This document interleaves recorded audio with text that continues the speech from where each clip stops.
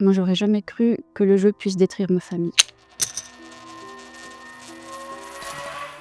C'est assez difficile d'en parler aujourd'hui, mais je pense que c'est important parce qu'on se sent seul et j'aimerais pouvoir témoigner aujourd'hui pour toutes les personnes qui sont dans la même situation. Au début, tout était normal, on avait une vie normale, on avait une vie agréable, on gagnait bien notre vie et assez vite, j'ai compris qu'il y avait des mensonges.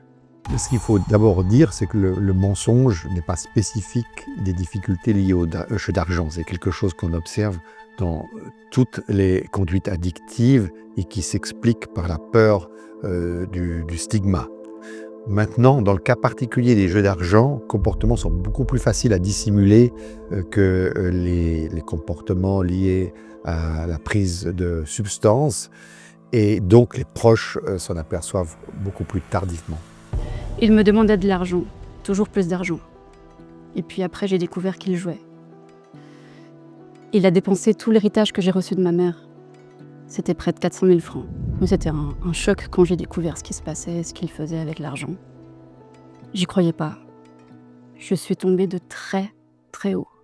Alors, comme les difficultés liées au jeu d'argent sont relativement faciles à dissimuler, lorsque les proches les réalisent, les dégâts sont déjà très importants et c'est le choc. Et sur le plan émotionnel, ça va se traduire par un sentiment de trahison, par un sentiment d'impuissance, une culpabilité aussi souvent. Et c'est très important de valider ce vécu et de légitimer le droit de recevoir de l'aide. J'ai perdu tous mes amis. Et mes propres enfants se sont éloignés de moi. J'ai même dû puiser dans leurs économies pour éponger les dettes de mon mari. J'avais tellement honte. Le choc, c'est aussi se retrouver seul face à ce qui se passe, avoir de la difficulté à mettre ce qui se passe en mots, puis une recherche de solutions. Et le premier mouvement, c'est d'essayer d'aider financièrement. Ça peut aller jusqu'à rembourser des dettes, voire à s'endetter soi-même ou à puiser dans des économies d'autres proches, qui peuvent être même les enfants. Quand il est parti, j'ai dû tout reconstruire. Le lien avec mes enfants, mes finances, ma vie à moi, ma confiance en moi aussi. J'ai suivi une formation, j'ai retrouvé un certain équilibre. Et maintenant, j'avance jour après jour, tout en faisant très attention à mes dépenses.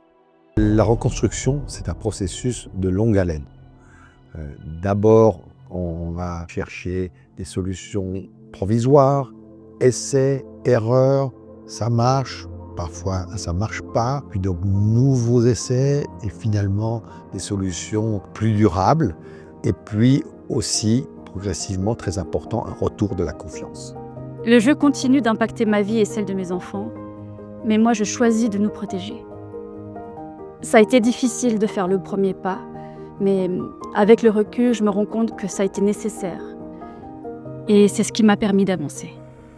Si vous êtes proche, concerné par un problème de jeu d'argent, il faut savoir qu'il y a des lieux d'écoute et de conseils spécialisés dans chaque canton et vous n'êtes donc pas seul.